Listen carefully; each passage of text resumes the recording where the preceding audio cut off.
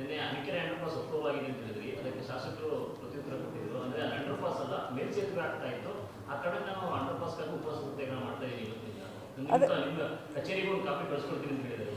ಅಲ್ಲ, ನಾನು ಕಚೇರಿಗೆ ಮಾತ್ರ, ಅವ್ರ ಕಚೇರಿಗೆ ಮಾತ್ರ ಅಲ್ಲ, ನಿಮ್ಮೆಲ್ರಿಗೂ ನಾನು ಸಾಫ್ಟ್ ಕಾಪಿಯನ್ನು ಕಳಿಸ್ತೀನಿ. ಪಾಪ ಅದೇ ಅವರು ಒಂದು ಲೆಟ್ರನ್ನ ಓದಿರ್ತಾರೆ, ಉಳಿದಿದ್ದು ಅದಾದಮೇಲೆ ಆಗಿರೋವಂಥ ಡೆವಲಪ್ಮೆಂಟ್ ಆಗಲಿ, ಪ್ರೋಗ್ರೆಸ್ ಆಗಲಿ ಪಾಪ ಅವ್ರಿಗೆ ಗೊತ್ತಿಲ್ಲ ಅನ್ನೋ ಕಾರಣಕ್ಕೆ ಖಂಡಿತ ನಿಮ್ಮ ಮೂಲಕ ಅಥವಾ ಅವ್ರಿಗೆ ಪ್ರತ್ಯಕ್ಷವಾಗಿ ನಾನು ಈ ಕಾಪಿ ಕಳಿಸೋದ್ರ ಮೂಲಕ ನಾನು ತಿಳಿಸೋಕೆ ಇಷ್ಟಪಡ್ತೀನಿ. ಒಂದು ಲೈನ್ ಮಾತ್ರ ಓದ್ತೀನಿ. ನಾವು ಇದರ ಬಗ್ಗೆ ನಾವು NHAಗೆ ನಿತಿನ್ ಗಡ್ಕರಿ ಅವ್ರಿಗೆ ಪರ್ಸ್ನಲ್ ಆಗಿ ಈ ಒಂದು ಬೇಡಿಕೆಯನ್ನು ಇಟ್ಟ ಮೇಲೆ ಅಲ್ಲಿ ಫುಟ್ ಓವರ್ ಬ್ರಿಡ್ಜು ಇದೆ, ನಡೀತಾ ಇದೆ, ಅದಕ್ಕೆಲ್ಲ ಅಪ್ರೂವಲ್ಸ್ ಆಗಿಬಿಟ್ಟಿದೆ, ಆ ಕೆಲಸ ನಡೀತಾ ಇದೆ. ಜೊತೆಗೆ ಅಲ್ಲಿದ ಡಿಮ್ಯಾಂಡ್ ಏನಿದೆ ಅಂಡರ್ ಪಾಸ್ಗೆ ಅಂದ ಮೇಲೆ, ಇದು ರಾಹುಲ್ ಕುಮಾರ್ ಗುಪ್ತಾ, ಪ್ರಾಜೆಕ್ಟ್ ಡೈರೆಕ್ಟರ್ NHAಯಿಂದ ಬರೆದಿದ್ದು ಲೆಟ್ರ್ ಇದು.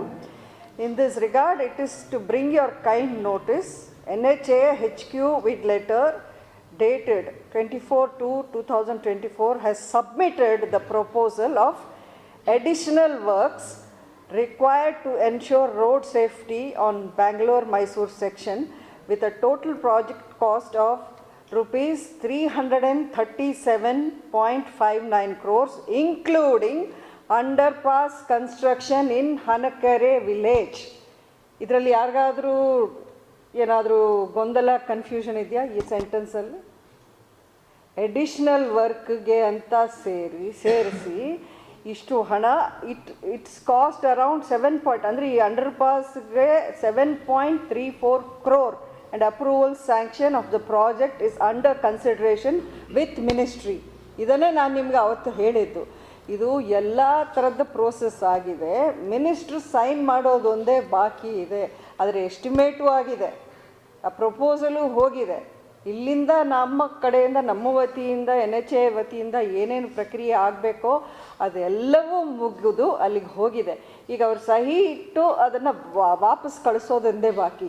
ಈ ಹಂತದಲ್ಲಿ ನೀವು ಅಲ್ಲಿ ಕೂತ್ಕೊಂಡು ನೀವು ಪ್ರತಿಭಟನೆ, ಸತ್ಯಾಗ್ರಹ, ಉಪವಾಸ ಅಂತ ಹೇಳೋದ್ರಲ್ಲಿ ಎಷ್ಟು ಸತ್ಯ ಇದೆ ನೀವೇ ಹೇಳಿ. I am going to give you, ನಿಮ್ಮೆಲ್ರಿಗೂ ಕೊಡ್ತೀನಿ ನಾನು ಈ ಕಾಪಿನ, ನೀವೇ ನೋಡ್ಕೊಳ್ಳಿ ಇದನ್ನು. ಅಲ್ಲಲ್ಲ, ಅವರು ಬರೀ ಫುಟ್ ಓವರ್ ಬ್ರಿಡ್ಜ್ ಬಗ್ಗೆ ಮಾತಾಡ್ತಿರೋದು. ಅದ್ರ ಜೊತೆಗೆ ಇದಾಗಿದೆ ಅಂತ ಅವ್ರಿಗೆ ಗೊತ್ತಿದೆಯೋ ಅಥವಾ ಗೊತ್ತಿಲ್ವೋ, ಗೊತ್ತಿದ್ರೂ ಈ ಥರ ಅವರು ದಿಕ್ಕು ತಪ್ಪಿಸೋ ಒಂದು ವಿಷಯ ಮಾಡ್ತಿದ್ದಾರೆ. ನೀವು ಅವ್ರನ್ನ ಕೇಳಬೇಕಾಗಿದೆ. ಯಾವಾಗಲೂ ಸತ್ಯವನ್ನು ಇಟ್ಕೊಂಡು ಮಾಡಬೇಕು ನಾವು. ಏನೇ ಚುನಾವಣೆ ಇರೋದು, ರಾಜಕೀಯ ಪಕ್ಷಗಳು ಬೇರೆ ಬೇರೆ ಇರ್ಬೋದು, ಆ ರೀತಿ ಇಶ್ಯೂ ಬೇಸ್ಡ್ ಭೇದ ಭಾವಗಳು ಅದು ಸಹಜ, ಅದು ಡೆಮೋಕ್ರಸಿಯಲ್ಲಿ ಅದು ನಡೀಲೇಬೇಕು ಆ ರೀತಿ. ಬಟ್ ಸುಳ್ಳು ಹೇಳಿ ನಿಮ್ಮ ವಿಷಯನ ನೀವು ಗೆದ್ಕೊಂಡು ಬರೋಕ್ಕೆ ಟ್ರೈ ಮಾಡಬಾರ್ದು.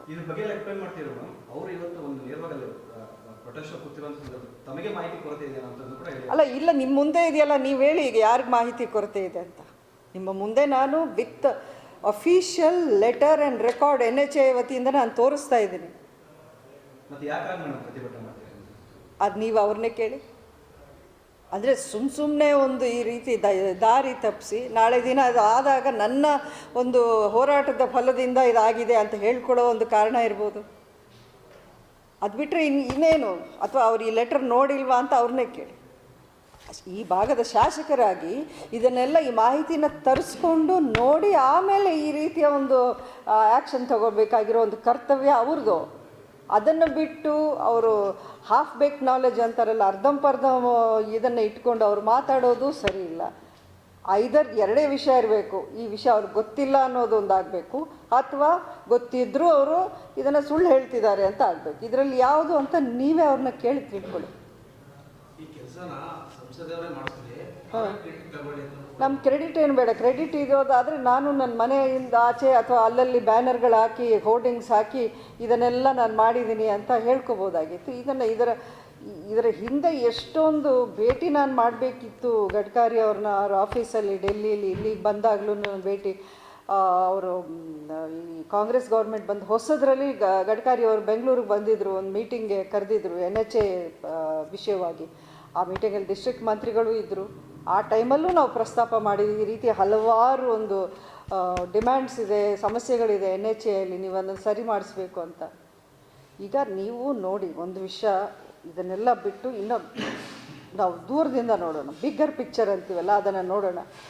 ಇಡೀ ದೇಶದಲ್ಲಿ ಇವತ್ತು ಕಾಶ್ಮೀರದಿಂದ ಕನ್ಯಾಕುಮಾರಿವರೆಗೂ ನೆಟ್ವರ್ಕ್ ಆಫ್ ರೋಡ್ಸ್ ಅನ್ನೋದು ಯಾವ ರೀತಿ ಪ್ರೋಗ್ರೆಸ್ ಆಗ್ತಿದೆ. ಒಂದು ಹೈವೇ, ಒಂದು ಎಕ್ಸ್ಪ್ರೆಸ್ ವೇ ಮೊದಲೆಲ್ಲ 20 ವರ್ಷ 25 ವರ್ಷ ಆಗ್ತಿರೋದು 4 ವರ್ಷ 5 ವರ್ಷಗಳಲ್ಲಿ ಎಷ್ಟು ಸಾವಿರ ಕಿಲೋಮೀಟರ್ಸ್ನ ನಿತಿನ್ ಗಡ್ಕರಿ ಅವರು, BJP ಸರ್ಕಾರ, ಮೋದಿ ಅವ್ರ ನೇತೃತ್ವದಲ್ಲಿ ಸರ್ಕಾರ ಬಂದ ಮೇಲೆ ಮಾಡಿದ್ದಾರೆ ಅನ್ನೋದಕ್ಕೆ ನಿಮ್ಮ ಕಣ್ಣು ಮುಂದೆ ಪ್ರತ್ಯಕ್ಷ ಸಾಕ್ಷಿಗಳಿವೆ. ಫ್ರಮ್ ಕಾಶ್ಮೀರ್ ಟು ಕನ್ಯಾಕುಮಾರಿ, ಅದರಲ್ಲಿ ಕರ್ನಾಟಕವೂ ಸೇರಿ.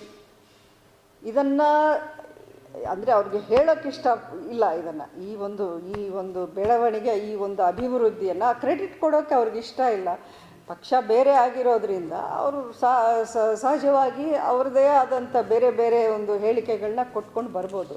ಬಟ್ ಇವತ್ತು ಮಾಡ್ತಿರೋ ಈ ಸತ್ಯಾಗ್ರಹಕ್ಕೆ there is no foundation, no basis. ಸತ್ಯ ಅನ್ನೋದಿಲ್ಲ, ಅದು ಸತ್ಯಕ್ಕೆ ತುಂಬ ದೂರವಾದದ್ದು.